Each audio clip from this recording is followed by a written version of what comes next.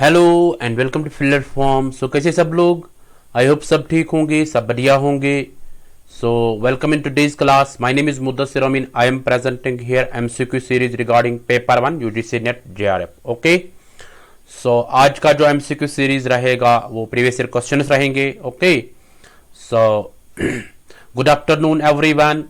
सो देखते हैं हमारा टारगेट क्या रहता है। हमारा टारगेट रहता है top 20 MCQs daily on paper 1 teaching and research aptitude at 2 PM। हमारा मिशन क्या है? यूजीसी नेट जेआरएफ को क्रैक करना। Okay, yes, good afternoon everyone.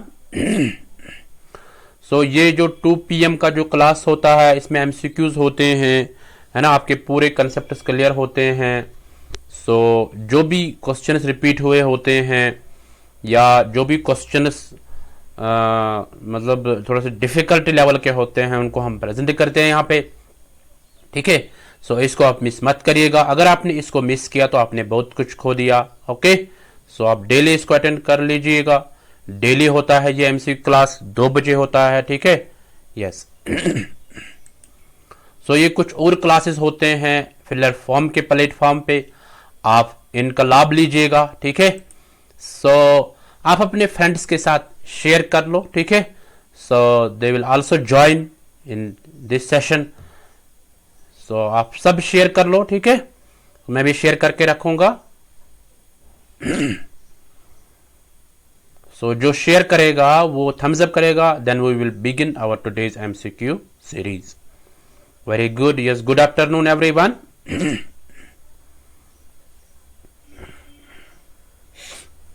चलो सब शेयर कर लो।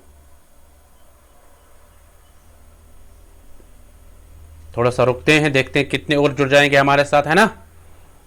यस,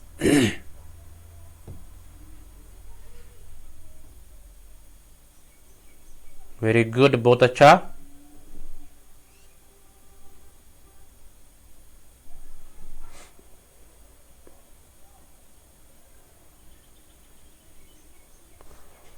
सो जिन्होंने भी शेयर किया है वो थम्स अप करिए। ठीक है, देखो क्वेश्चन, हर एक क्वेश्चन के आपके 40 सेकंड है। ठीक है, आप अच्छे से क्वेश्चन का आंसर करिएगा। ठीक है, सो कोई परेशानी, कोई दिक्कत नहीं है। हिंदी में भी है, इंग्लिश में भी है, दोनों में है। और मैं खुद भी एक्सप्लेन पहले क्वेश्चन को करता हूं। ठीक है, सो आप अटेंड अच्छे से करिएगा। ठीक है, सो कोई परेशानी नहीं है। So let's begin, so let's get started, so let's start our today's MCQ series. So ये आपके स्क्रीन पे क्वेश्चन नंबर 1, इसको पढ़िए आप और आंसर करिए। A newcomer teacher who is maltreated in his class will deal with the students by, यानी एक टीचर जिसके साथ अच्छा व्यवहार नहीं हुआ होगा क्लास में, तो वो कैसे डील करेगा उन स्टूडेंट्स के साथ। ठीक है, ए अप्लाइंग पनिटिव मेजर, यानी वो पनिशमेंट दे देगा उनको।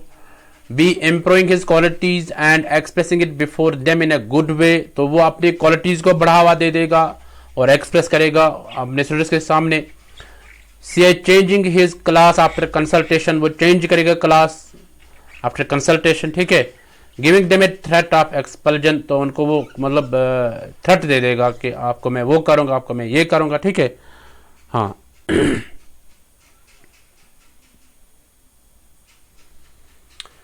चलो आप सब आंसर कर लो। वेरी गुड, आपके पास टाइम है, 40 सेकंड है।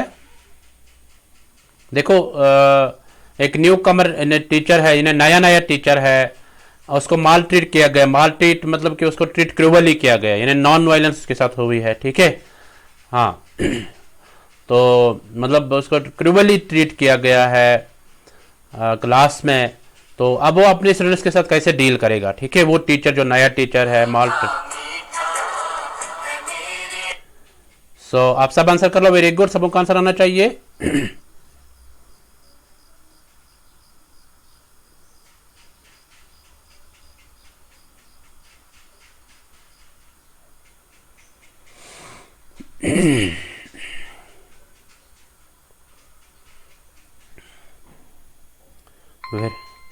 तो यहाँ पे आपका टाइम खत्म हो गया। देखते हैं इसका आंसर क्या होगा। ये आपके स्क्रीन पे इसका answer B part. So B part is the correct answer. Improving his qualities and expressing it before them in a good way, यानी वो अपनी क्वालिटीज को बढ़ावा देगा, यानी उनको एक्सटेंड करेगा अच्छे से अच्छे क्वालिटीज बनाने के लिए अपने आप में। ठीक है, तो उनको वो फिर एक्सप्रेस करेगा, इजहार करेगा अपने स्टूडेंट्स के आगे अच्छे तरीके से। Okay, so B part is the correct answer. So I hope you got it. चलते क्वेश्चन नंबर 2 पे, इसको पढ़ लो, आंसर कर लो। 2 और मोर एस्पेक्ट्स आर अंडरस्टूड इन, तो अगर 2 या 2 से ज्यादा कंसेप्ट होंगे या एस्पेक्ट्स होंगे तो उनको हम कैसे समझेंगे? ए है यूनिट स्ट्रक्चर लेवल, बी है मल्टी स्ट्रक्चरल लेवल, सी है रैशनल लेवल, डी है एक्सटेंडेड एब्स्ट्रैक्ट लेवल। सब आंसर कर लो, वेरी गुड। आपको बताना है अगर 2 या 2 से ज्यादा एस्पेक्ट्स होंगे उनको हम कैसे अंडरस्टूड करेंगे, कैसे समझेंगे। यूनिट स्ट्रक्चर लेवल में नहीं, एक ही तरीके से, मल्टी स्ट्रक्चर लेवल में बहुत सब तरीकों से, ठीक है। इस तरह रैशनल लेवल, इस तरह एक्सटेंडेड एब्स्ट्रैक्ट लेवल। सब आंसर कर लो, वेरी गुड।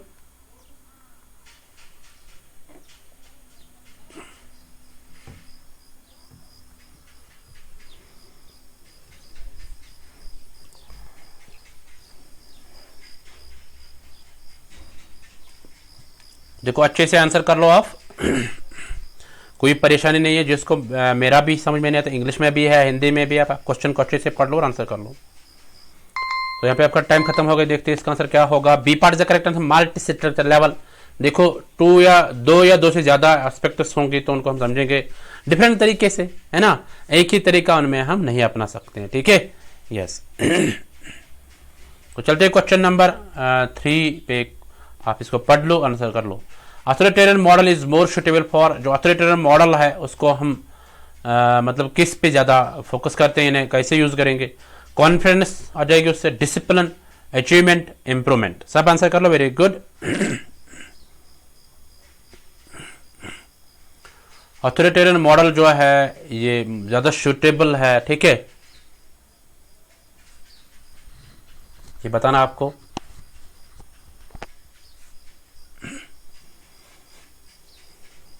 किसके लिए ज्यादा सुटेबल है, किसके लिए ज्यादा अच्छा है, ठीक है। ऑथोरिटेरियन मॉडल की बात कर रहा हूं मैं।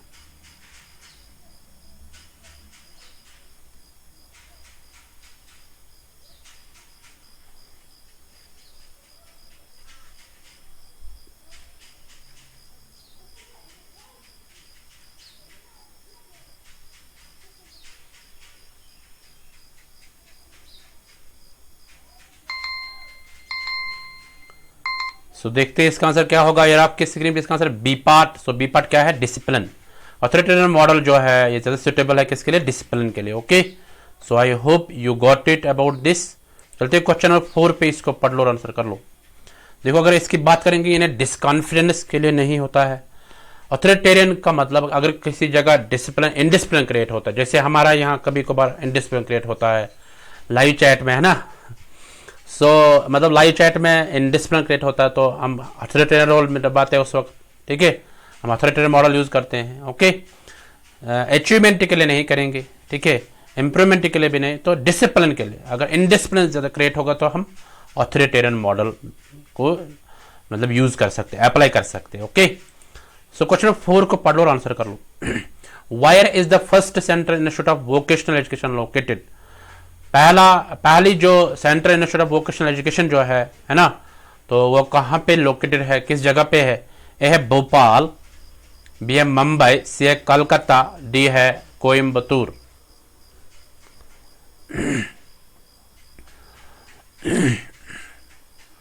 First central institute of vocational education कहाँ पे है ये बताना आपको। ए है भोपाल, बी है मुंबई, सी है कलकत्ता, डी है कोयम्बतूर।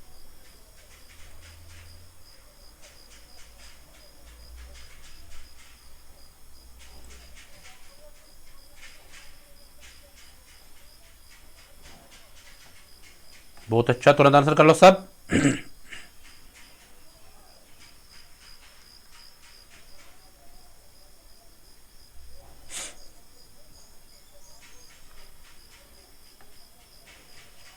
तो देखते हैं इसका आंसर क्या होगा। आपका टाइम खत्म हो गया है। A part is the correct answer, है ना। ए पार्ट क्या है? भोपाल में, यानी first central institute of vocational education जो है ये कहां पे वाक़ा है? भोपाल में, ठीक है, ये ध्यान में रखना आप।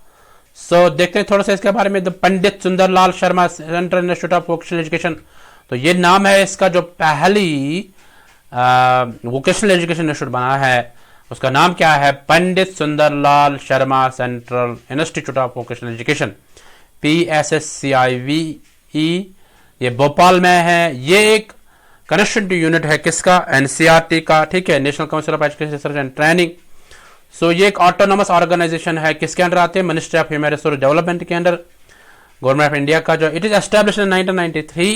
तो ये कब बना है? 1993 में by the ministry of education. Ministry of education ने इसको बनाया है, ठीक है, गवर्नमेंट ऑफ इंडिया द्वारा जो बनाया गया 1993 में इसको बनाया गया है, ठीक है, एस्टैब्लिश किया गया है।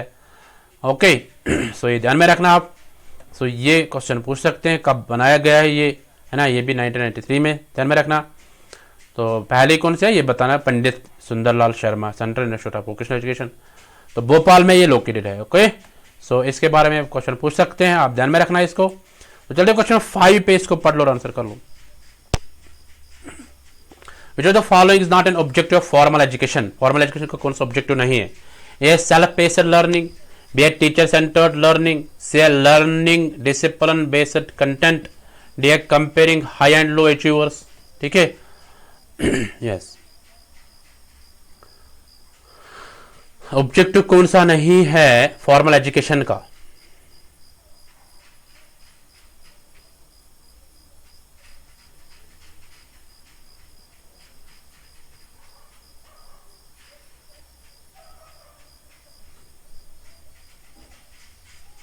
बहुत अच्छा, सब आंसर कर लो, वेरी गुड।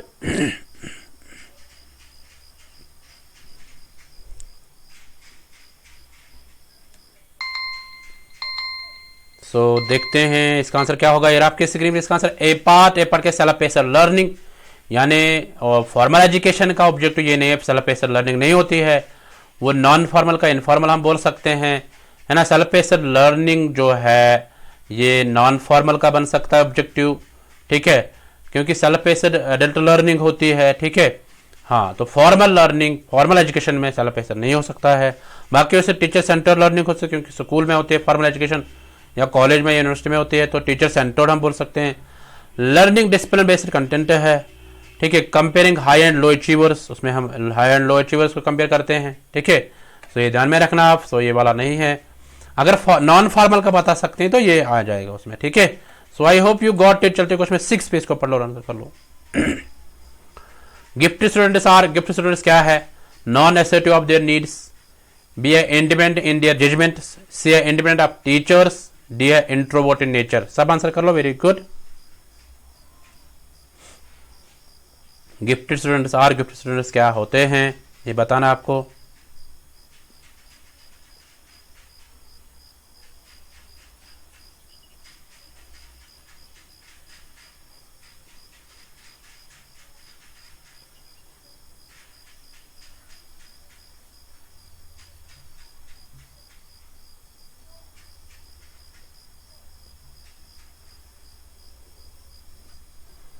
सबों का आंसर आना चाहिए, बहुत अच्छा, तुरंत आंसर कर लो। यहाँ पे आपका टाइम खत्म हो गया। देखते हैं इसका आंसर क्या होगा। B part is the correct answer, independent in their judgements, यानी गिफ्टेड स्टूडेंट जो होते हैं वो इंडिपेंडेंट रहते हैं अपने जजमेंट्स को लेने में, ठीक है। जब भी उनको डिसीजन लेना होता है ना, तो वो इंडिपेंडेंट रहते हैं, वो अपने आप से मतलब डिसीजन लेते हैं, वो अपने आप को मतलब अपने आप से इंट्रापर्सनल कम्युनिकेशन करते हैं, तो फिर वो डिसीजन लेते हैं, मतलब वो दूसरे पे डिपेंडेंट नहीं रहते, वो इंडिपेंडेंट हमेशा रहते हैं जब भी उनको कोई डिसीजन लेना होता है, जो गिफ्टेड स्टूडेंट्स होते हैं। ओके यस, तो चलते क्वेश्चन 7 पे इसको पढ़ लो और आंसर कर लो। Values are inherent in every human being is reflected in, यानी जो वैल्यूज जो होते हैं, वैल्यूज के बारे में किस फिलॉसफी में पढ़ते हैं? Realism, pragmatism, naturalism, idealism. देखो फिलॉसफी से भी क्वेश्चन आता है ना। जो वैल्यूज है ये इनहेरेंट होते हैं एक, यानी हर एक ह्यूमन बीइंग में, हर एक इंसान में होते हैं ये वैल्यूज। तो ये रिफ्लेक्ट किस में होते हैं, किस फिलॉसफी में? या रियलिज्म, या प्रैग्मेटिज्म, या नेचुरलिज्म, या आइडियलिज्म। वेस्टर्न फिलॉसफी है ना ये। चलो सब आंसर कर लो, वेरी गुड। वैल्यूज जो है ना, तो ये इनहेरेंट होते हैं, यानी छुपे हुए होते हैं किसमें? एक हर एक इंसान में। तो ये किस में रिफ्लेक्टेड होते हैं ये बताना आपको। चलो ज़्यादा डिफिकल्ट क्वेश्चन नहीं है, अगर आपने इनको सुना होगा तब इनके बारे में थोड़ा सा पढ़ो, ठीक है, क्योंकि फिलॉसफी पता होनी चाहिए आपको। अभी आपका टाइम खत्म हो गया है, देखते हैं इसका आंसर क्या होगा। D part is the correct answer, idealism. जो आइडियलिज्म में वैल्यूज पढ़ते हैं, ठीक है। हाँ,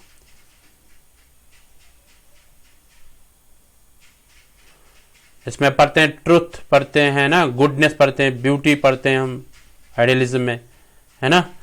हाँ, truth, beauty, goodness, self realisation जो आइडियलिज्म में आता है, ठीक है। Yes, so I hope you got it. So चलते क्वेश्चन नंबर 8 पे, इसको पढ़ लो और आंसर कर लो।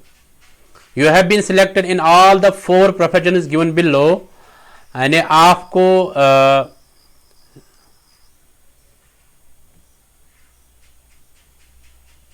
आपको 4 में, मतलब 4 में आपको सिलेक्शन मिली है, ठीक है।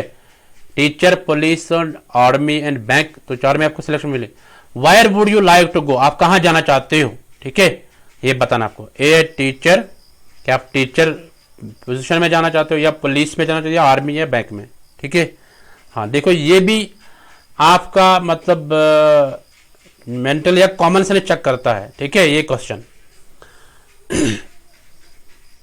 अभी आप आंसर कर लो, फिर मैं आपको बताऊंगा इसमें कैसे आंसर आएगा और क्या आएगा, ठीक है, और वो कैसे आएगा। अभी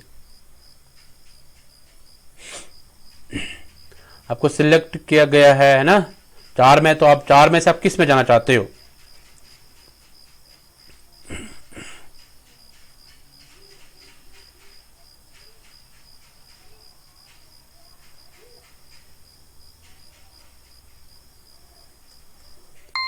तो यहां पे आपका टाइम खत्म हो गई, देखते हैं इसका आंसर क्या होगा। A part is the correct answer, teacher, है ना। सो आपको टीचर चूज करना है। आप देखो कैसे, फॉर एग्जाम्पल अगर आप अभी पढ़ते हो आप एनटीए यूजीसी नेट, तो ये एग्जाम किसके लिए है ना, असिस्टेंट प्रोफेसर के लिए, कॉलेज में पढ़ाने के लिए, यूनिवर्सिटी में पढ़ाने के लिए, ये उसी के लिए एग्जाम है। तो यहां देखो कॉमन सेंस कितना लगाना है, ठीक है। कोई पुलिस बोलता है, कोई आर्मी, कोई बैंक में, है ना। बट यहां पे आपको देखना है कि जो मतलब आप किसके लिए प्रिपेयर कर रहे हो। आप कॉलेज टीचर या यूनिवर्सिटी टीचर या कोई एजुकेशन, हायर एजुकेशन इंस्टीट्यूशन में आप उसी के लिए प्रिपेयर करते हो, तो दैट मीन्स आपको आंसर क्या देना था, टीचर। अगर आप पुलिस की मतलब प्रिपरेशन करते हो, पुलिस एग्जाम की प्रिपरेशन करते हो, जैसे सब इंस्पेक्टर है ना, कांस्टेबल है, तो इन पोस्ट के लिए अगर आप प्रिपरेशन करते, तब वहां पे अगर ऐसा क्वेश्चन पूछा जाएगा तो वहां पे आपको पुलिस लगाना है, ठीक है।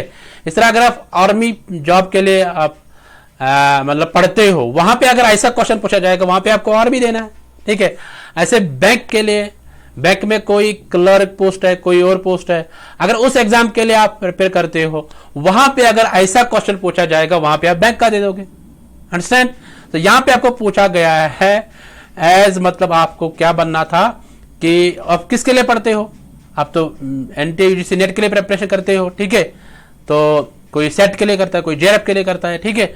सो ये किसके लिए, ये तो टीचर के लिए, टीचर एग्जाम के लिए। किस टीचर के, कॉलेज टीचर के लिए या यूनिवर्सिटी टीचर के लिए, okay.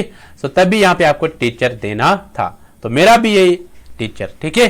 So I hope you got it how it comes. तो टीचर कैसे आएगा ये तो आपको समझ में आ गया होगा। तो चलते क्वेश्चन नंबर 9 पे, इसको पढ़ लो, आंसर कर लो।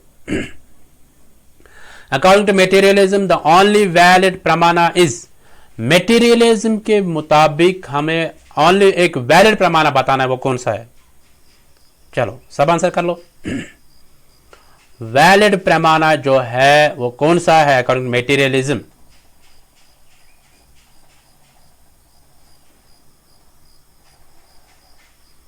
सब आंसर कर लो, वेरी गुड।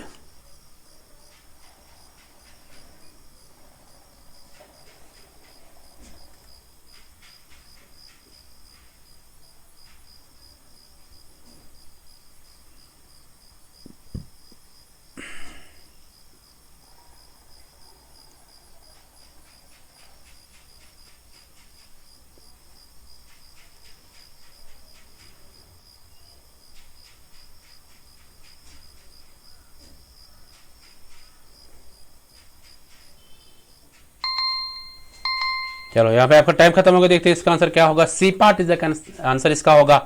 तो मेटीरियलिज्म के मुताबिक एक वैलिड पैमाना है वो है परसेप्शन, यानी जब हम अपने सेंसेस यूज करेंगे, ठीक है, तब हम मतलब इसको बोल सकते हैं, मतलब ये एक वैलिड पैमाना है अकॉर्डिंग टू मटेरियलिज्म। यानी जब हम, जैसे हम हमारे पास 5 सेंसेस है, ठीक है, तो उनका यूज हम करेंगे तो उस वक्त हम बोलेंगे वो वैलिड पैमाना है, that is perception. Okay, so I hope you got it.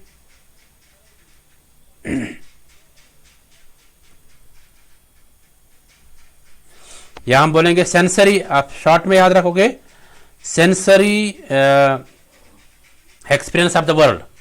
Sensory experience of the world is valid pramana, only valid pramana according to the materialism. Okay, so I hope you got it. चलते question number 10 पे, इसको पढ़ लो और answer कर लो।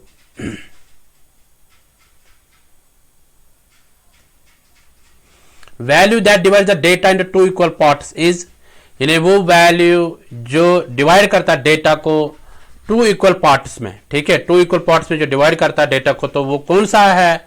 ए है mean, B है mode, सी है मीडियन, डी है नन। चलो सब आंसर कर लो।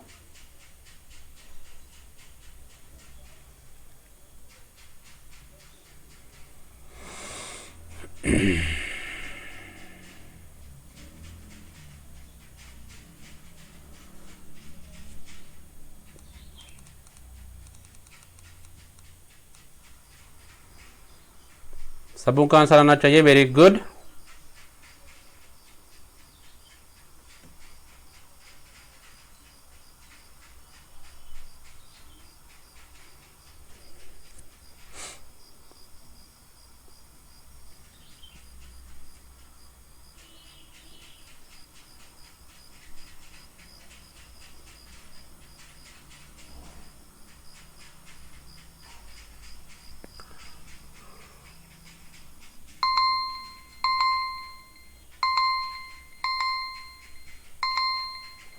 यहाँ पे आपका टाइम खत्म हो गया। देखते हैं इसका आंसर क्या होगा। C part is the correct answer, है ना। सी पार्ट क्या है? मीडियन। सो मीडियन जो है ये डेटा को 2 इक्वल पार्ट्स में डिवाइड करता है। सो इसको आप ध्यान में रखिएगा, ठीक है। तो चलते हैं क्वेश्चन नंबर 11 पे, इसको पढ़ लो। देखो अगर मीन की बात करेंगे तो मीन एवरेज दिखाता है ना। इस तरह मोड की अगर हम बात करें, मोड यूनिट ज्यादा रिपीटेड नंबर हुआ होगा तो दैट इज मोड, ठीक है। या अगर हम साइज देखना होगा किसी का, फॉर एग्जाम्पल अगर हमें जूता पहनना होगा तो जूते की साइज जो होता है वो मोड होता है, ठीक है। या जो ज्यादा रिपीटेड होता है तो that is mode. So median क्या होता है कि ये 2 इक्वल पार्ट्स में इसको डिवाइड करता है, हम मिडल चूज करते हैं, है ना। Yes, so I hope you got it. चलते क्वेश्चन 11 पे, इसको पढ़ लो और आंसर कर लो। Which one of the following is not strictly speaking one of Freud's stages of psychosexual development? यानी यहाँ पे बताना आपको कौन सा नहीं है जो फ्राइड के स्टेज, फ्राइड ने जो स्टेज दिए हैं, है ना, उसने स्टेज दिए थे साइकोसेक्सुअल डेवलपमेंट के लिए। अब आपको बताना यहाँ पे कौन सा नहीं है। ऑरल, फैलिक, जेनिटल, ऑडिपल, बताना है कौन सा नहीं है।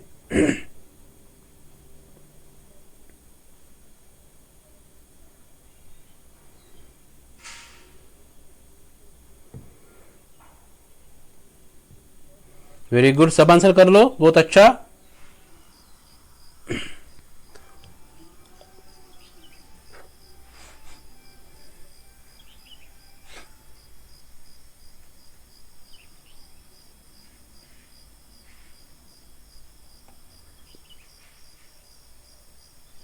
आपको बताना यहाँ पे फ्राइड ने जो स्टेजेस दिए हैं साइकोसेक्सुअल डेवलपमेंट के लिए, तो अब आपको बताना है कौन सा नहीं है, इनमें से कौन सा नहीं है। Which of the following is not strictly speaking, जो फ्राइड ने नहीं बोला है।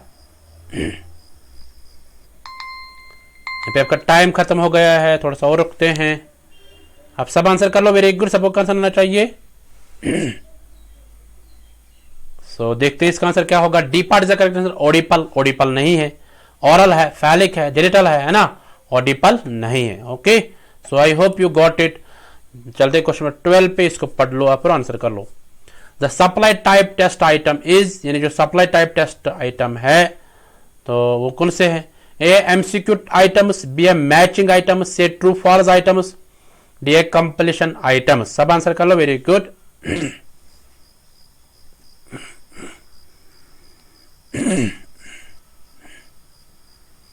सप्लाई टाइप टेस्ट आइटम्स जो है वो कौन से हैं, ठीक है, MCQ items, matching items, true false items, completion items.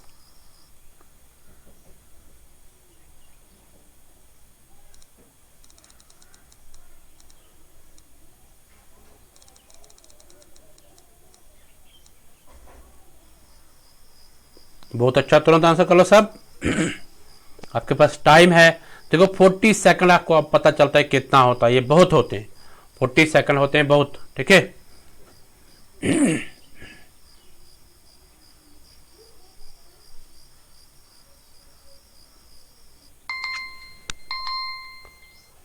सो देखते हैं इसका आंसर क्या होगा। ये आपके स्क्रीन में इसका आंसर डी पार्ट। देखो कंप्लीशन आइटम्स जो है ये सप्लाई टाइप टेस्ट आइटम्स होते हैं, ठीक है।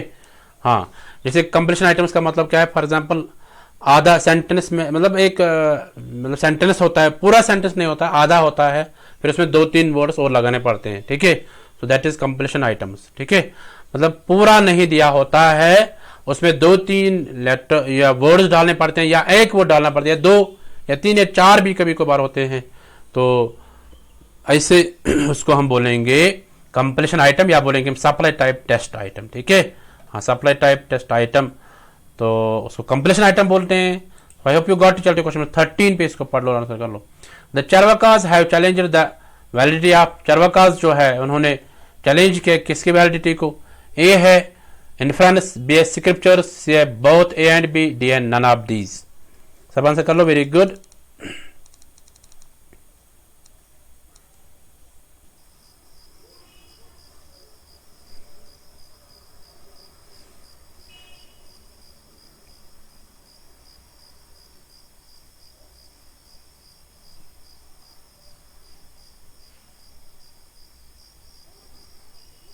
बहुत अच्छा, तुरंत आंसर कर लो सब।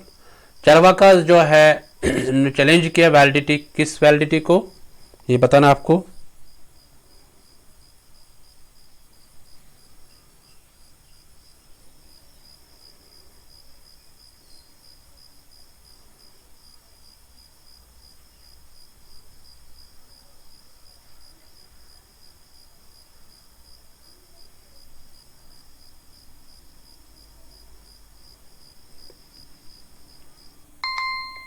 तो देखते हैं इसका आंसर क्या होगा। ये आपके स्क्रीन में इसका answer C part. C part क्या है, बोथ एंड बी। इन्होंने चैलेंज किया दोनों को, इन्फ्रेंस को भी और स्क्रिप्चर्स को भी, ठीक है। दोनों यानी बोथ एंड बी दोनों को चरवाकाज ने चैलेंज किया है। Okay, so I hope you got it. चलते क्वेश्चन नंबर 14 पे इसको पढ़ लो, आंसर कर लो। Non formal education is, non formal education क्या है, ठीक है, provided by family, community, religion etcetera. क्या ये है, यानी जो प्रोवाइड करते हैं family, community, religion. We are having no fixed curriculum, जिसका फिक्सड करिकुलम नहीं होता है। से not motivated for acquiring knowledge, इन्हें नॉलेज को गेन करने के लिए कोई मोटिवेशन नहीं होती है। D arranged by some organiser body, किसी ऑर्गेनाइजर बॉडी ने अरेंज किया होता है। तो ये आपको बताना नॉन फॉर्मल एजुकेशन क्या होती है। सब आंसर कर लो, वेरी गुड।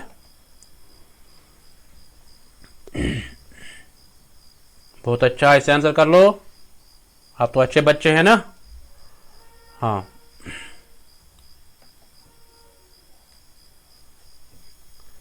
आपको बताना है नॉन फॉर्मल एजुकेशन जो है ये क्या होती है। तो यहाँ पे आपका टाइम भी खत्म हो गया। देखते हैं इसका आंसर क्या होगा। B part is the correct answer, having no fixed curriculum, जिसका कोई करिकुलम नहीं होता है। फिक्स्ड करिकुलम नहीं, तो जैसे हम फॉर्मल एजुकेशन पढ़ते हैं, जैसे आप अभी पढ़ते हैं, ये फॉर्मल एजुकेशन है। फिक्स्ड करिकुलम है हर एक सब्जेक्ट के लिए, सब्जेक्ट सेकंड के लिए अलग करिकुलम, सब्जेक्ट फर्स्ट के लिए अलग करिकुलम, है ना। Unit first teaching aptitude, research aptitude, है ना, ऐसे comprehension, communication, logical reasoning, mathematical reasoning, DI, है ना, कम्युनिकेशन है, ये है आईसीटी है, पीपल डेवलपमेंट, एनवायरमेंट है, हायर एजुकेशन है। सो ये सारे जो है ये एक सीक्वेंस में है और एक ऑर्गेनाइजर है। सो फॉर्मल एजुकेशन है। सो ये नॉन फॉर्मल एजुकेशन जो है इसका कोई फिक्स्ड करिकुलम नहीं होता है। Okay, so I hope you got it. जो आप घर में पढ़ते हो, ठीक है, हाँ, घर में सीखते हो, तो कोई फिक्स्ड करिकुलम नहीं होता है। सो ये वाला इसका करेक्ट आंसर है। Okay,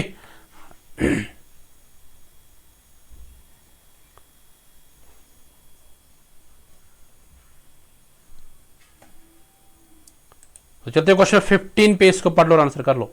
the setup of experimental method is, experimental method के सेटअप बताने हैं, एक्सपेरिमेंटल मेथड के सेटअप आपको बताने कौन कौन से हैं। A selection definition of a problem, B survey of the related literature, C experimental design, D all the above.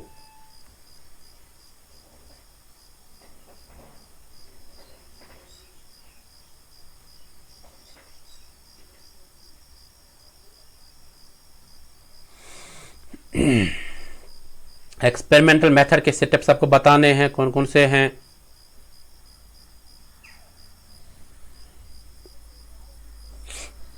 Very good, सबों का आंसर आना चाहिए, बहुत अच्छा।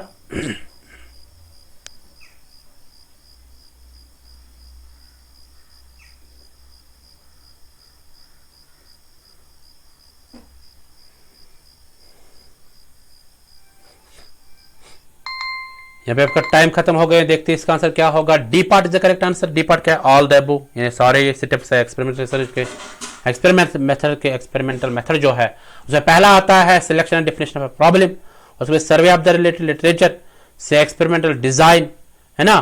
तो ये जो 3 स्टेप्स है तीनों आ जाते हैं इसमें। Okay, so I hope you got it. एक ही नहीं आएगा, ठीक है, यस, कॉमन सेंस की बात है। तो चलते हैं क्वेश्चन 16 पे, इसको पढ़ लो, आंसर कर लो। देखो, all of the above, none of the above की जो चांसेस होते हैं वो कभी कभार होते हैं 95%, ठीक है। हाँ, यहाँ पे क्वेश्चन पढ़ते हैं। Which one of the following research methods have the similarity in nature when compared in relation to sample control and validity of inferences, यानी इनमें से कौन सा रिसर्च मेथड ऐसा है जिसमें सिमिलरिटी इन नेचर होती है, दोनों सेम होते हैं, जब हम उनको कंपेयर करते हैं सैंपल के साथ या कंट्रोल के साथ या वैलिडिटी के साथ कंपेयर करते हैं, तो ऐसा कौन सा रिसर्च मेथड है, ठीक है, जिसमें सिमिलरिटी होती है, ठीक है। A experimental and ex post facto method, B historical and philosophical method, C survey and experimental method, D है नन ऑफ द अबव। सब आंसर कर लो। ऐसे कौन सा रिसर्च मेथड है जब हम उनको सिमिलरिटी देखते हैं, मतलब सेम होते हैं, एक जैसे होते हैं, जब उनको देखते हैं दोनों के सैंपल, इधर का भी सैंपल इधर का भी सैंपल, कंट्रोल जब हम करते हैं उनके वेरिएबल्स को, या वैलिडिटी ऑफ इन्फ्रेंस देखते हैं, तो वो सेम लगते हैं, ठीक है, दोनों में। तो वो कौन से रिसर्च मेथड्स है? चलो सब आंसर कर लो, बहुत अच्छा। देखो क्वेश्चन कैसे पूछा गया है ना, ऐसे आपको प्रिपरेशन करनी है।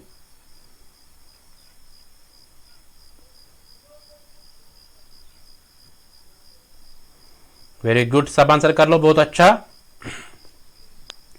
आज 20 क्वेश्चंस है, 20 क्वेश्चंस, बट अच्छे से क्वेश्चंस हैं। So B part is the correct answer. B part का हिस्टोरिकल एंड फिलोसफिकल मेथड, ठीक है। सो ये दोनों जो है उनमें आपस में सिमिलरिटी होती है जब उनका सैंपल देखा जाएगा। हिस्टोरिकल मेथड में जो यूज करेगा या फिलोसफिकल मेथड जो यूज करेगा, सैंपल सेम होता है, कंट्रोलिंग भी सेम होती है, वैलिडिटी ऑफ इन्फ्रेंस भी सेम रहती है। Okay, so I hope you got it. चलते क्वेश्चन नंबर 17 पे, इसको पढ़ लो और आंसर कर लो।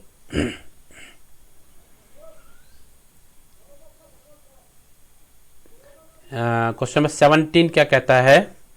Case study collect the data from the following sources. Case study अगर कोई करता है ना, वो कलेक्ट करता है डेटा किन सोर्सेज से? A from individual, B a from anecdotal records, C a from government documents, D a from all of the above. चलो सब आंसर कर लो, बहुत अच्छा। देखते हैं किसने आज पढ़ा है अच्छे से इसको। देखो, क्वालिटेटिव रिसर्च भी पूछते हैं, ठीक है। अभी पहले क्वांटिटेटिव के बारे में ज्यादा फोकस दिया जाता था, ठीक है। अब क्वालिटेटिव रिसर्च भी पूछे जाते हैं, जैसे नॉर्मेटिव रिसर्च के बारे में पूछा जाता है ना, केस स्टडी के बारे में पूछा जाता है, एथनोग्राफी के बारे में पूछा जाता है, ठीक है। हाँ, ये ध्यान में रखना। ट्रायंगुलेशन के बारे में पूछा जाता है। सो जो क्वालिटेटिव रिसर्च है उनके बारे में अब भी पूछते हैं, ठीक है। सिलेबस में नहीं है, बट मतलब वो पूछे जाते हैं क्योंकि अब रिसर्च पे है, ठीक है, रिसर्च बेस है उसकी। रिसर्च में कुछ भी पूछा जाएगा, ठीक है।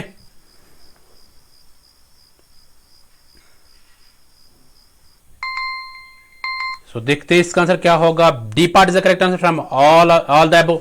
यानी समूह से केस स्टडी कर सकते हैं। देखो एक इंडिविजुअल से उस पर भी हम कर सकते हैं, एक सिंगल इंडिविजुअल पे भी हम केस स्टडी कर सकते हैं और वहां से डेटा ले सकते हैं, ठीक है।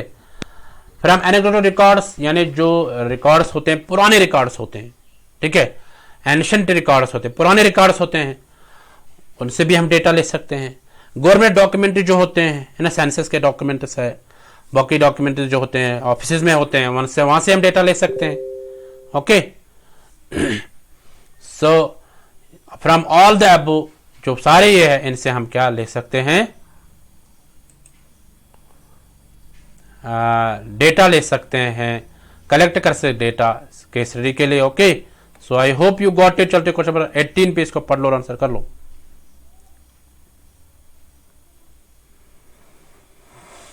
The problem for the research related to metaphysics can be, यानी जो प्रॉब्लम होगी मेटाफिजिक्स के रिलेटेड, तो वो क्या हो सकती है, what is meant by existence, क्या ये है, what are the qualities of the existence of the objects, qualities क्या है उस ऑब्जेक्ट के जो एग्जिस्ट हुआ है, C how knowledge of individuality of the objects can be realised, यानी नॉलेज ऑफ इंडिविजुअलिटी जो है ऑब्जेक्ट्स की वो कैसे रियलाइज होता है, डी ऑल द अबव, सब आ जाएंगे आंसर, सब आंसर कर लो, वेरी गुड,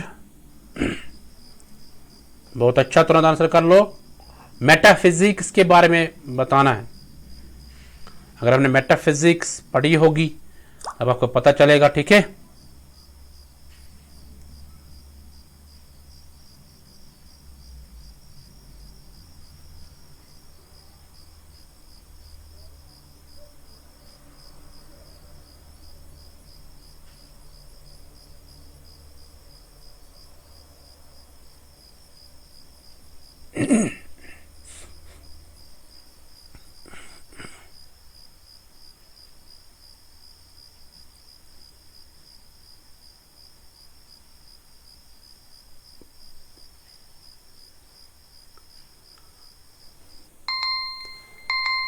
सो यहाँ पे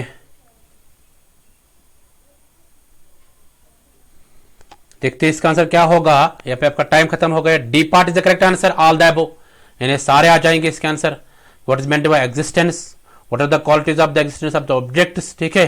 how knowledge of individuality of the objects can be realised, यानी metaphysics is a branch of philosophy which deals with reality, ठीक है।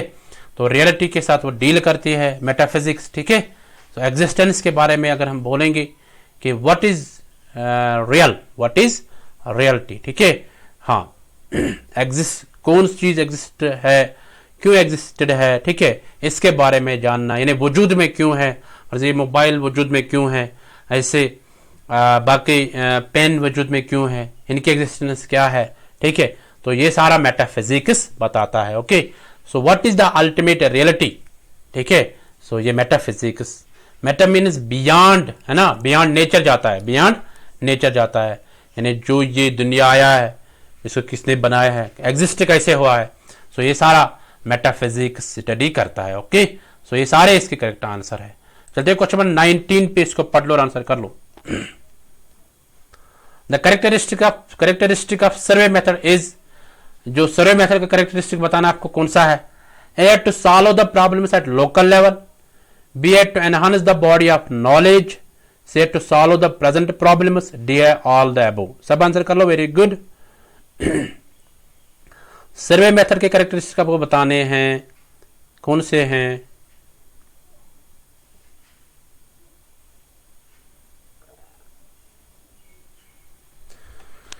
चलो आप आंसर कर लो सब।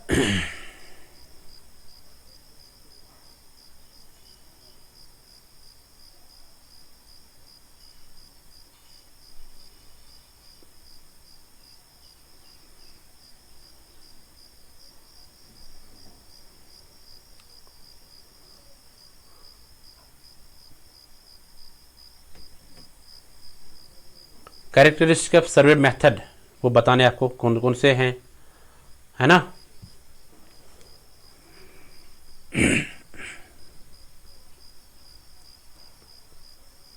वेरी गुड, ऐसे आंसर कर लो सब। देखो इजी क्वेश्चन है, आपकी नॉलेज यहाँ पे चेक की जाती है, ठीक है,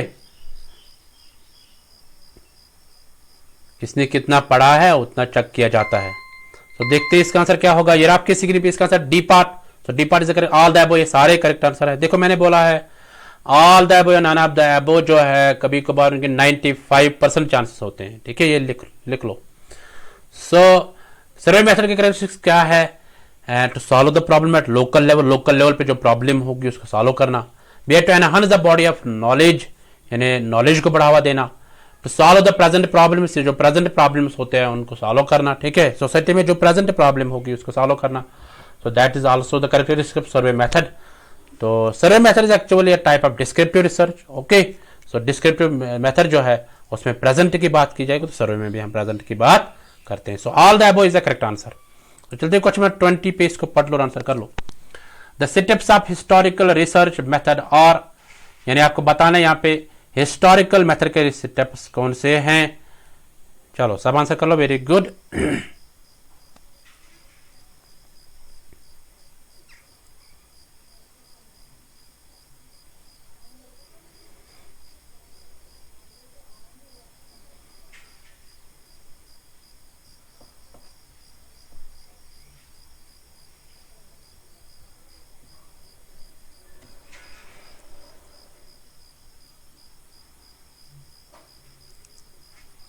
हिस्टोरिकल रिसर्च मेथड जो है इसके स्टेप्स आपके बताने हैं कौन कौन से हैं।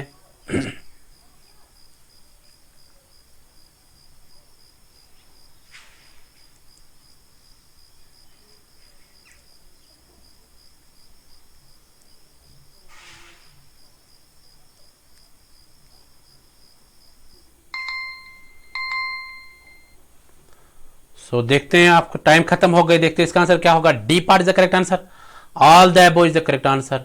यानी हिस्टोरिकल रिसर्च मेथड के जो स्टेप्स है, पहला है जैसे आइडेंटिफाई करते हैं प्रॉब्लम को, उसके बाद कलेक्ट डेटा करते हैं ना, क्रिटिसाइज करते हैं डेटा को। इसमें दो टाइप के क्रिटिसाइज आते हैं, एक आता है इंटरनल क्रिटिसिज्म, दूसरा आता है एक्सटर्नल क्रिटिसिज्म। कभी कभार ये भी क्वेश्चन पूछा जाता है internal criticism is related to which type of research. तो फिर नीचे होता है philosophical method, historical method, experimental method, है ना, none of the above. So वहां पे आएगा हिस्टोरिकल मेथड। ऐसे ध्यान में रखो, एक्सटर्नल क्रिटिसिज्म और इंटरनल क्रिटिसिज्म दोनों जो टाइप है वो टाइप किसके हैं? हिस्टोरिकल रिसर्च के, okay. So I hope you got it. So ये थे आज के टॉप 20 MCQs, ठीक है। सो आप आई होप आपने एंजॉय किया होगा, ठीक है। Thank you everyone, thanks. So notes को कैसे डाउनलोड करोगे? आप इस वेबसाइट पे जाओ, यहाँ से नोट्स को डाउनलोड कर सकते हैं। ये कुछ और क्लासेस होते हैं फिलर फॉर्म पे, इनको भी आप लाभ लीजिएगा, ठीक है। सो आप अपना फीडबैक दे दीजिए, जो आपका फीडबैक वो इम्पॉर्टेंट है, ठीक है, हमारे लिए, है ना। सो फीडबैक आप दे दो, कमेंट सेक्शन में लिख लो आप अपना फीडबैक, ठीक है। सो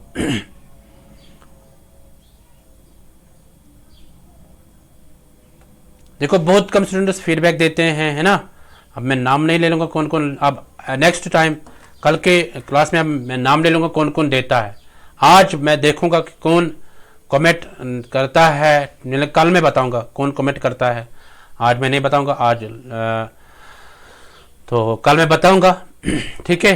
कि अगर आपको लगता है कि हाँ मतलब सर हमारे लिए क्वेश्चन लाता है अच्छे अच्छे और हमारे कंसेप्ट भी क्लियर होते हैं, तब आप कमेंट कर सकते हैं, वरना आप मत कर लो, कोई बात नहीं, ठीक है।